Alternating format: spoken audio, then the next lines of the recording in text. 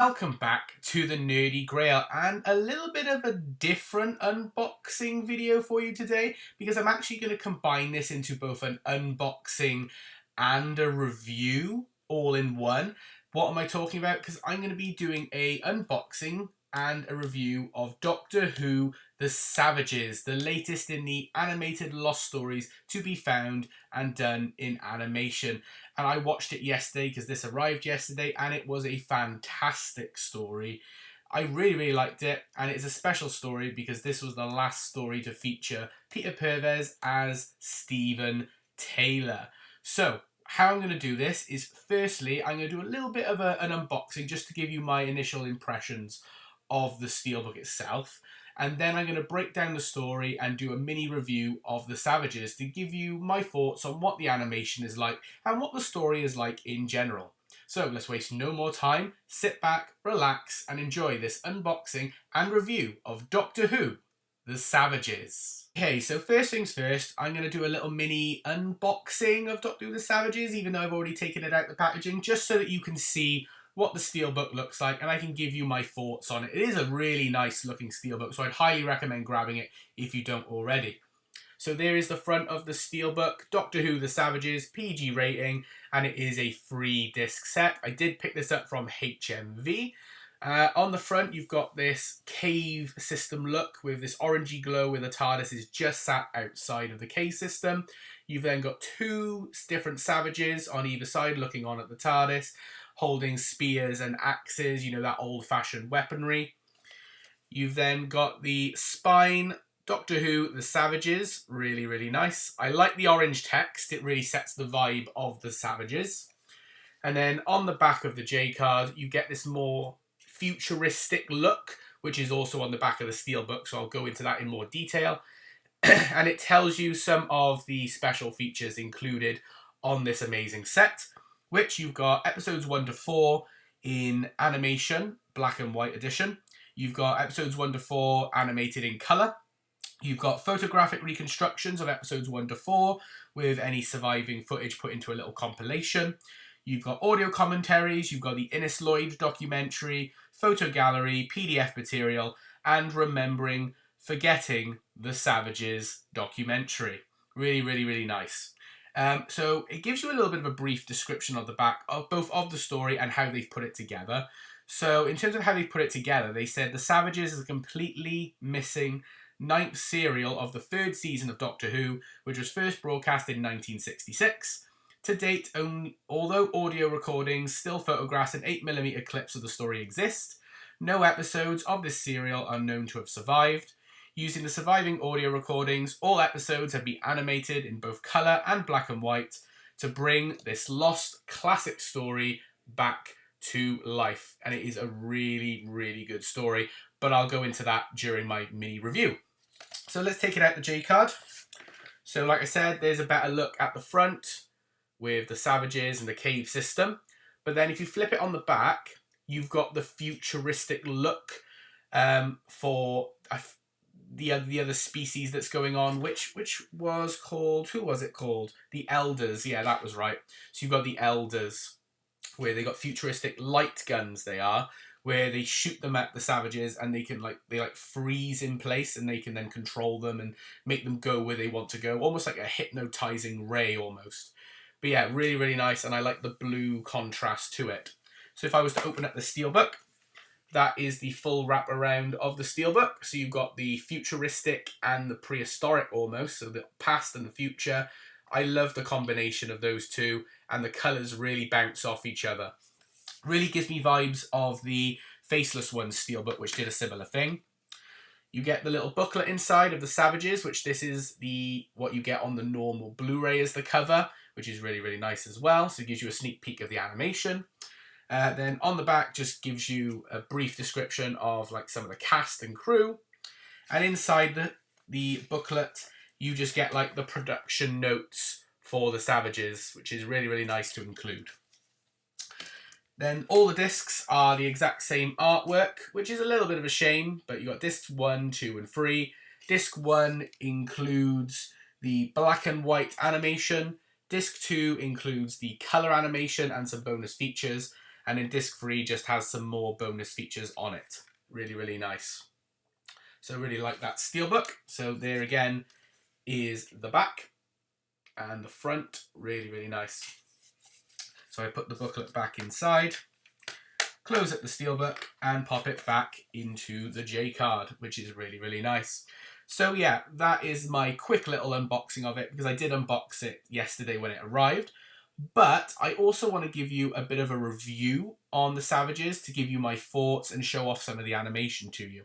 So sit back, because now part 2 of this video is going to be my review, and in my personal opinion mind, on Doctor Who, The Savages. So now that I've done my unboxing of The Savages, I'm going to give you my little review of The Savages. So also on the back of this steelbook, it does actually give you a brief explanation of the plot. So it says, the Doctor and his time-travelling companions Stephen and Dodo arrive on an unnamed planet where they encounter 2 distinct people, the Elders and the Savages. They soon discover the Elders are the evil ones, draining the primitive Savages for their life source to remain young and powerful forever. Yeah, and that's a really, really interesting concept for a story. Now, this is a 4-part story, because by the end, because this story comes towards the tail end of William Hartnell's era. There's literally only 3 stories left after this: The War Machines, The Smugglers, and The 10th Planet. So this is another story from season 3. I believe now we've got 6 stories from season 3 now released, because we've got Galaxy 4, we've got The Ark, we've got The Celestial Toymaker, we've got The Savages, The Gunfighters, and The War Machines. So yeah, 6 stories released from season 3. With 4 more to go, I believe, because we still need Mission to the Unknown, The Myth Makers, The Daleks' Master Plan, and The Massacre. Yeah, they're the ones left. So we're actually quite far into season 3 now, which is impressive. But yeah, it's a 4-part story, and I think it suits it really well. I think if it was any longer than 4 parts, it might start to drag. So the producer at this point was Innes Lloyd, and it was directed by Christopher Barry, which do a fantastic job in this story and in other stories as well. This broadcast from the 18th of May to, the 28th of May to the 18th of June 1966. So we're at the tail end of William Hartnell's era. But also this is the final appearance of Peter Purves as Stephen Taylor, who's been in the TARDIS since The Chase, and then did depart briefly in The Massacre, but then came back. And this is now his official departure in The Savages, where he stays to help the people on this planet maintain peace, pretty much. And it is a very, very decent story, if I'm being perfectly honest. The pacing in this story is really, really good. I do like the animation. This sort of animation reminds me of Galaxy 4 in particular. So it's not unused or unnatural. It does feel pretty good. I'm glad that we're continuing with these animations, because it is done really, really well. And it's nice because all 3 of our core main characters, the Doctor, Stephen, and Dodo, all feel like they have a role to play. Because particularly in Dodo's era of the show, I feel like someone always gets left out. And usually it's Dodo. But I feel like Dodo actually does play a bit of a role. Like, she's the one who first discovers that the Elders are not all they cracked up to be, because when Stephen and Dodo are being given a tour of the futuristic city, she accidentally stumbles across like a secret door that takes her to this laboratory where they're experimenting on the Savages to drain their life energy to keep their city going and to keep themselves going. So she's the one who discovers all that. So it's really nice to actually see Dodo do something and stand up for herself a little bit, because she's such a throwaway companion, if I'm perfectly honest. Stephen, even though this is his final story, I think maybe out of the 3 he does the least, but he is very heroic towards the end, and you can see why the people of the planet wanted him to stay, why the Doctor didn't mind Stephen staying, because he does save the day, he does protect the Savages when their home is being invaded, and does figure out a method of getting the Elders' own weaponry to be used against them. It's really, really, really good. So yeah, it's a 4-part story. The pacing is pretty decent.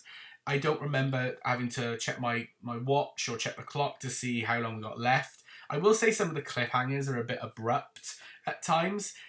So it did feel a bit a bit odd at times, I'm not going to lie. But I did really, really enjoy it. I think Hartnell did a pretty decent job. There was a couple of times where he flubbed his lines, and he did vanish for, I think it was part 3, after the Doctor had been captured and his life force energy was being experimented on by our main villain, which they do a really funny thing with. But Hartnell was out of part 3, or for most of it pretty much, and then became like a zombie towards the end. But yeah, so the whole premise is obviously you've got these elders who live in luxury. The savages outside live basically in the real world, where they, they have to fend for themselves and they're being experimented on.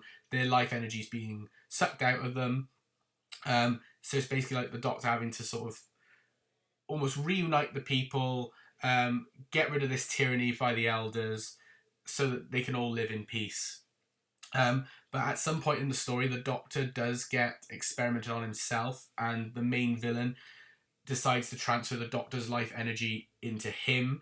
And so there's a moment where it's like a Jekyll and Hyde sort of scenario where the main villain is sort of like switching personalities between his own and the Doctor's personality. So it is really, really funny. I'm not going to lie, I do quite like that.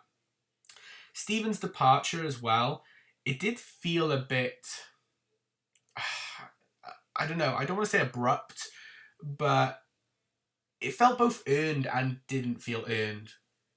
I feel like Stephen, he didn't really connect massively with the characters in the story enough for me to justify him immediately agreeing to stay behind. But it was enough to where I feel like, yes, Stephen is better off staying here on this planet. He has a lot he can offer them, to be fair. But yeah, the little mini speech that he has, where it's nice to see the Doctor's finally accepted that Stephen is ready to leave. He's ready to let him go. Their relationship has been rocky all through the show. They've never really truly seen eye to eye, but in that moment they did see eye to eye. So it was really, really nice to see. Dodo was obviously heartbroken to see Stephen leave.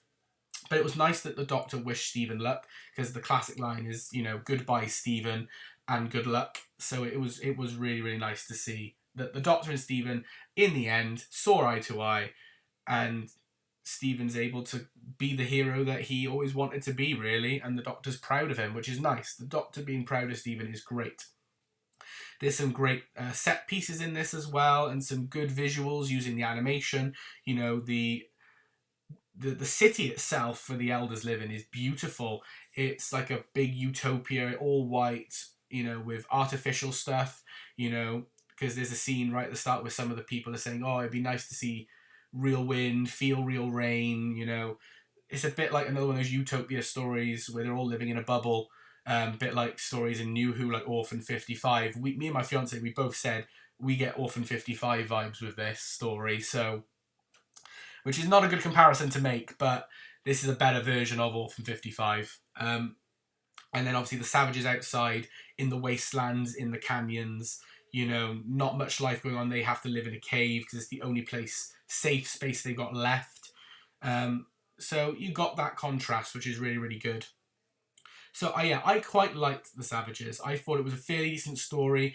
If I was to give it a rating out of 10, I'd give it a 7. I wouldn't say it's amazing to get like an 8, a 9 or a 10, but I'd say it's a fairly decent and enjoyable story. And I think being a 4-parter helped the pacing flow and feel quite natural as well. As a departure story for a companion, I'm not sure, but as a story in general, I thought it was pretty good. However, the story that follows this is my favourite Hartnell of all time, so I'm a bit biased because I love the War Machines. And this story follows directly on from the Gunfighters as well, which is a big thing that happened in the Hartnell and early Troughton era. Stories would follow on directly from each other. But yeah, I quite like the Savages, and I would highly recommend you to watch this and to pick this up on Steelbook, Blu-ray, even DVD. But yeah, so that is going to be my unboxing and mini review on Doctor Who, The Savages. I hope you did enjoy this video. If you did, please like it by giving it a thumbs up and comment down below. Are you enjoying these Lost Stories animations? What are your thoughts on The Savages? And what do you think will be the next one released? And subscribe if you are new. But for now, this is the New Girl signing off. I hope you've all had an amazing day, and I will see you all in the next video. Bye for now, everyone.